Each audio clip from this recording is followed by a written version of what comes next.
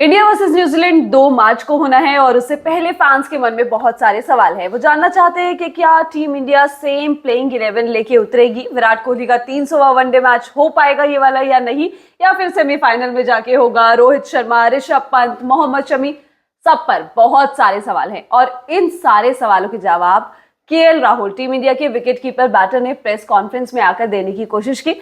हालांकि उन्होंने साथ में एक लाइन और बोली कि मैं लीडरशिप ग्रुप का हिस्सा नहीं हूं। ये लाइन मैं बोलना चाहता था। आप बोल लीजिए। नहीं, अब आप कंटिन्यू करिए। हाँ, तो इन सारे सवालों के उन्होंने जवाब दिए और कहा कि भाई यही कि मैं लीडरशिप ग्रुप का हिस्सा नहीं हूं, लेकिन ये मेरा मानना है। तो शुरू करते हैं केएल राहुल की इस प्रेस कॉन्फ्रेंस से। पहले बताते हैं कि रोहित शर्मा और मोहम्मद शमी वो प्लेइंग 11 में होंगे या नहीं। इस पर उन्होंने क्या कहा। केएल राहुल बोले, फिटनेस की बात करूं तो मुझे नहीं लगता कोई अनफिट और मैच मिस करेगा, यानी कि सेम 11 ऑलमोस्ट। हाँ, फिटनेस इश्यूज के चलते कोई बाहर नहीं बैठेगा, ये तो क्लियर है।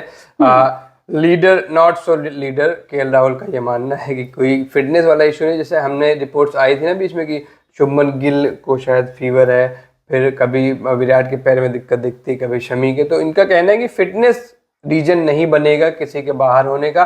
हाँ, टीम संयोजन, कोई नया प्रयोग करना हो, उसके लिए अगर किसी को बाहर किया जाए तो वो अलग बात होगी। इसके बारे में केएल राहुल ने आपको ये पूरा बताते हैं कि क्या कहा। केएल बोले, सेमीफाइनल से पहले अलग अलग खिलाड़ियों को आजमाने का लोभ है, लेकिन मुझे नहीं लगता कि ऐसा होगा। सेमी से पहले बहुत कम समय है, इसलिए आप चाहेंगे कि खिलाड़ियों को अधिकतम समय मिले। ये मेरे विचार है, चीजें अलग भी हो सकती है। मैं लीडरशिप ग्रुप का हिस्सा नहीं हूं। वही चीज जो हम अपने लाइव में भी कह रहे थे कि 2 तारीख को इंडिया वर्सेस न्यूजीलैंड होगा, उसके एक दिन बाद ही सेमीफाइनल मुकाबला होगा। तो इंडिया का मुकाबला किस दिन होगा और किस टीम से होगा, ये क्लैरिटी नहीं है अभी। ये जब दूसरे ग्रुप के सारे मैचेस हो जाएंगे उसके बाद ही पता चलेगा। तो ये चीज सूरज, इसका जिक्र लगातार चल रहा था कि ज्यादा गैप नहीं है, तो आप चाहोगे कि आपके प्लेयर्स प्रॉपर मैच फिटनेस के साथ रहे, मैच खेल के आए हों, उनकी पूरी बॉडी उस तरीके से वार्म्ड अप हो। ये गरिमा जी जीत गई, इन्होंने कहा था लाइव में कि टीम जो है इसी तरीके से रहेगी। तो अच्छी बात है, मतलब आपकी गेम की रीडिंग लगातार बेहतर हो रही है।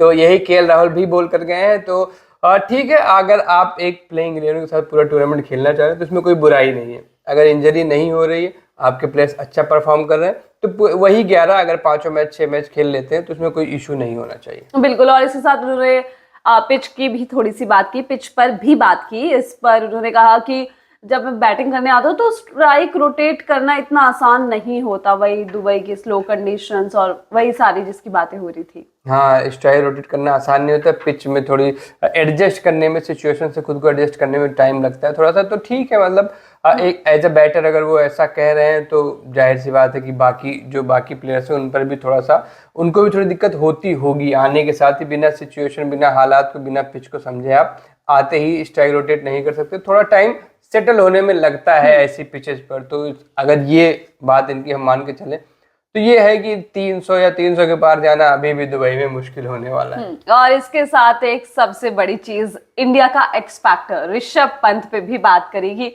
ऋषभ को कब मौका मिलेगा? इंडिया का एक्स फैक्टर, अब तो मौका मिल ही नहीं रहा है ना भाई, तो क्या है का एक्स फैक्टर। लेकिन केएल राहुल ने माना कि प्रेशर है उनके ऊपर। इस पर उन्होंने कहा, प्रेशर है, लेकिन मैं ऋषभ पंत के साथ कम्पीट नहीं कर रहा हूं और ना ही उनकी तरह खेलने की कोशिश कर रहा हूं।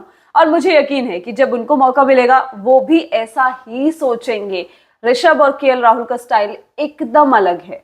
हाँ बिल्कुल, जैसे अभी 2 लोग जो यहाँ पे बैठे हुए, दोनों का स्टाइल एकदम अलग है।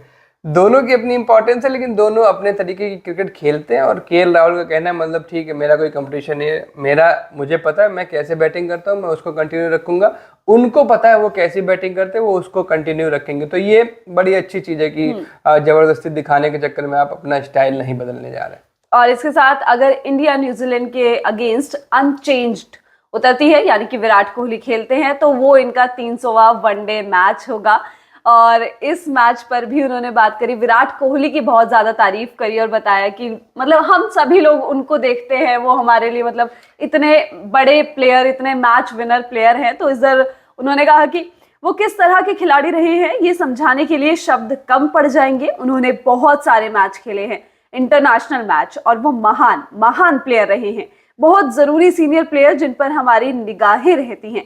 उम्मीद है कि अभी वो और 100 बनाएंगे। 300वें मैच में 100। 300वें मैच में 100 बनाएंगे तो एक और शतक हो जाएगा उनकी लेगेसी में। लेकिन इसके लिए देखना होगा मैच की सिचुएशन क्या होती है, कंडीशन क्या होती है, क्योंकि क्या पता हम न्यूजीलैंड को 70-80 रन पे ऑल आउट कर दे, विराट की बैटिंग ही ना है। यू नेवर नो, कुछ भी हो सकता है, इट्स क्रिकेट।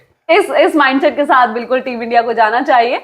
और ये थी केएल राहुल की प्रेस कॉन्फ्रेंस। बस इतना ही, यही सब बोल के गए हैं। बाकी स्पोर्ट्स टापू को आप लोग इतना प्यार दे रहे हैं, लेकिन थोड़ा और बढ़ाइए, थोड़ा और लाइक शेयर सब्सक्राइब करिए, थोड़ा और तेजी से आइए यहाँ पर, क्योंकि ऐसी तमाम सारी बातें हम आपको बताते रहेंगे, तमाम सारे किस्से आपके लिए आते रहेंगे। गरिमा जी ने 2 ऐसे किस्से रिकॉर्ड कर दिए कि एडिटिंग में बड़ा टाइम लग जा रहा है। क्या ये नहीं टीज करना था? नहीं कर देना था। चलिए फिर, ऐसे तमाम किस्से और न्यूज़ के लिए आप स्पोर्ट्स टापू को सब्सक्राइब कर लीजिएगा। मेरा नाम सूरज है, ये गरिमा जी। Thank you.